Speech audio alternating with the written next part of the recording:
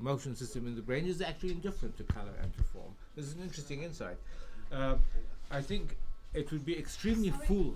Could you stop for a second, because it is a good part and we have to change. I was on a very important point. No, I mean the discussion was a discussion. So.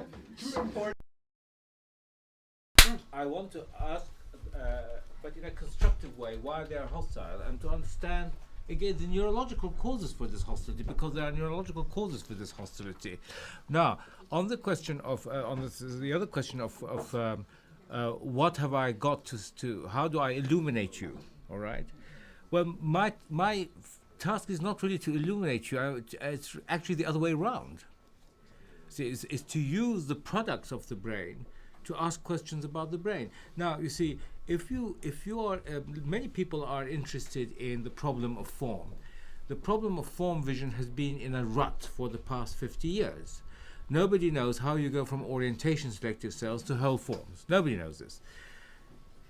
Anyone who is interested in this question would be very foolish, not to study Picasso and the construction of form from any angle, and then the exasperation of Mondrian, saying, look, you're not following the logical consequence of your discoveries. The question that you must ask is, what are the essential constituents of all forms? And he said they're the vertical and horizontal line, and how you bring these together. I think both the neuroscientists and the artists have been asking the wrong question. But nevertheless, they are, have come with the wrong answers. But nevertheless, the questions they've been asking have been extremely interesting.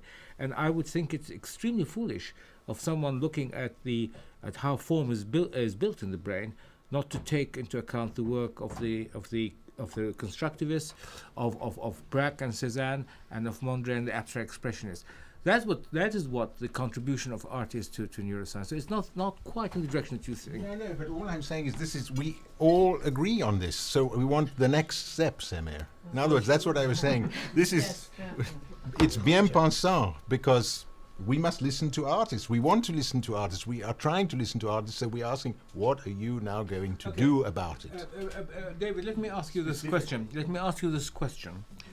Do you find it an advance of interest that we can tell you today that when you look at a beautiful picture, be it of a woman or of Venice or of still life, that there is a specific area in the brain which is active, and that the activity in that area relates linearly, so measurably, to the intensity of the declared experience. In other words, if you say something, its beauty is 10 out of 10, then you get much higher change in blood flow than if you declare it as 4 out of 10.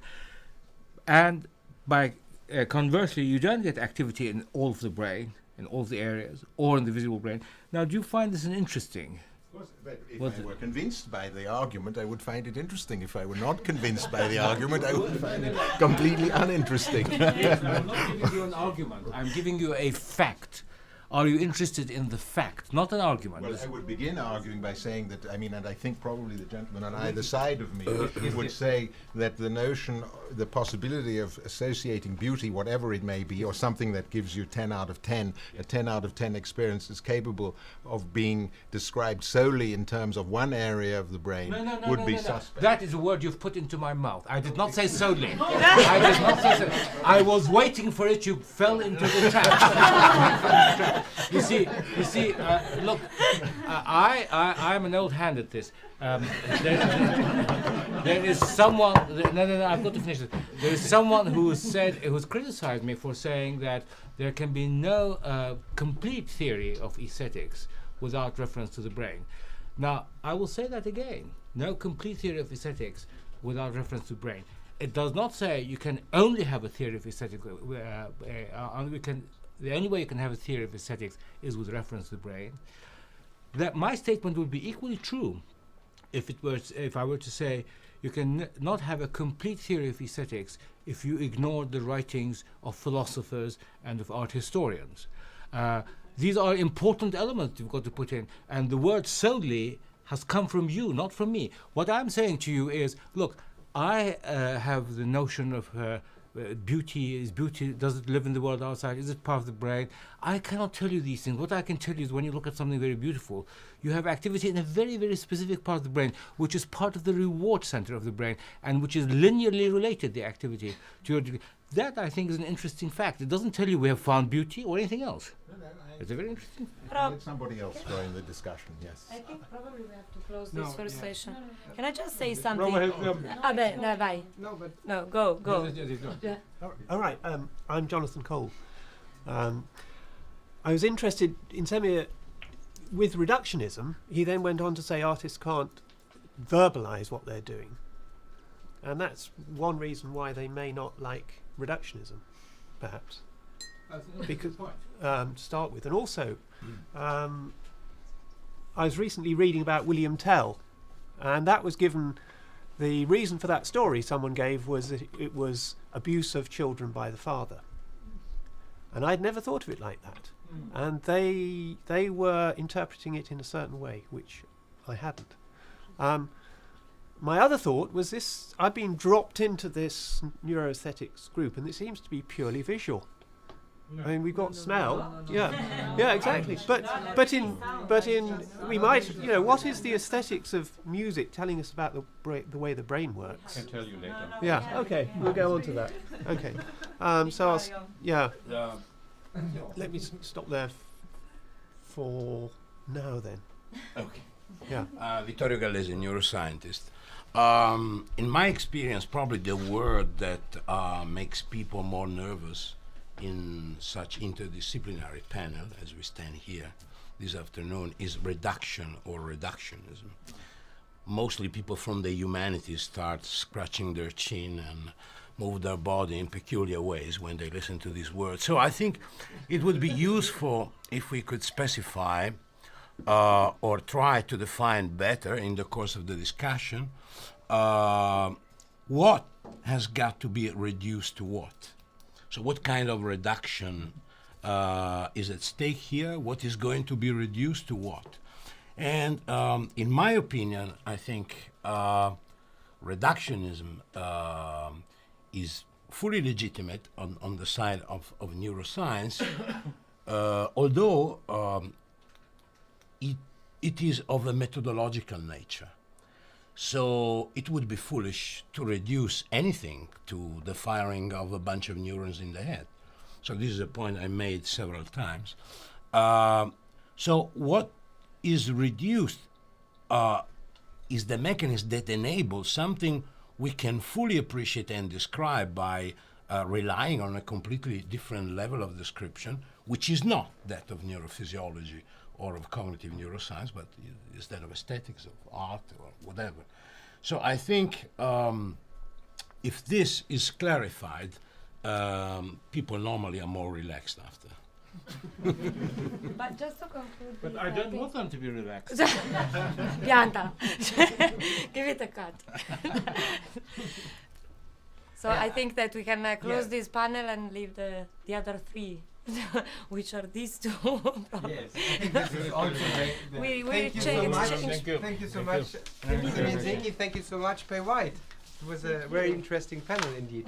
So now it's not a big movement. We will have Vittorio Gallese and David Friedberg, and the moderator will be Elena Agudio in the next panel.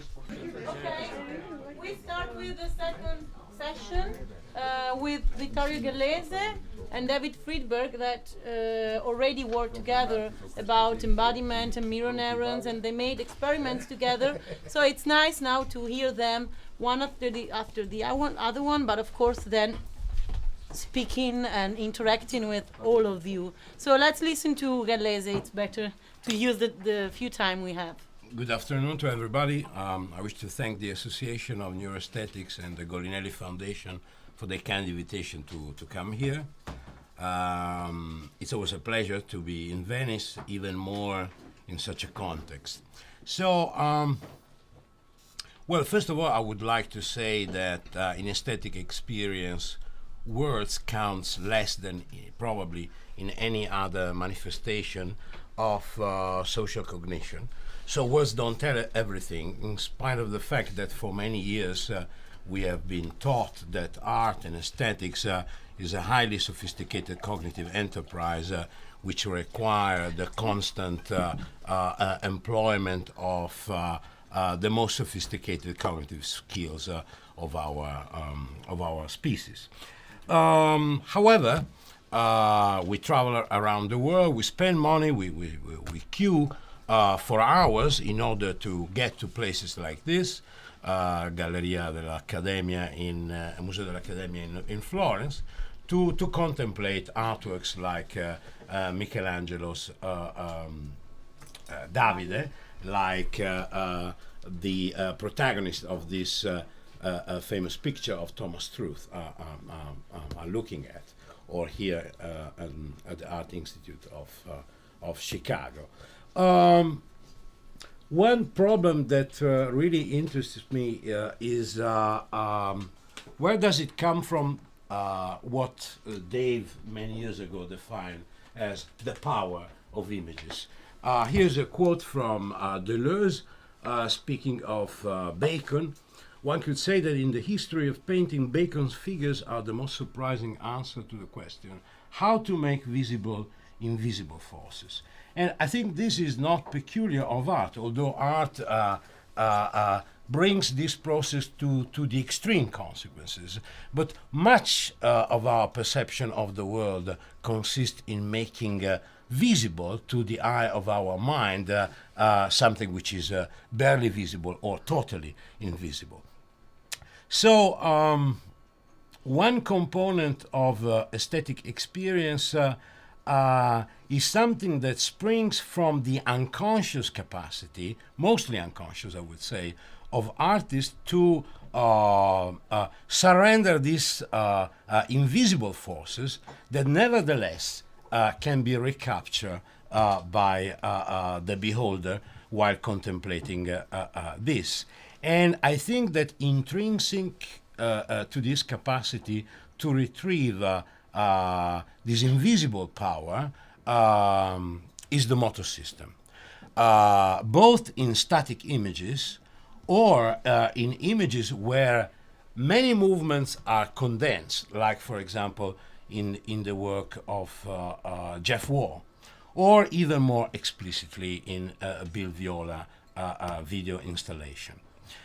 Here is a quote from psychoanalyst and psychologist Daniel Stern.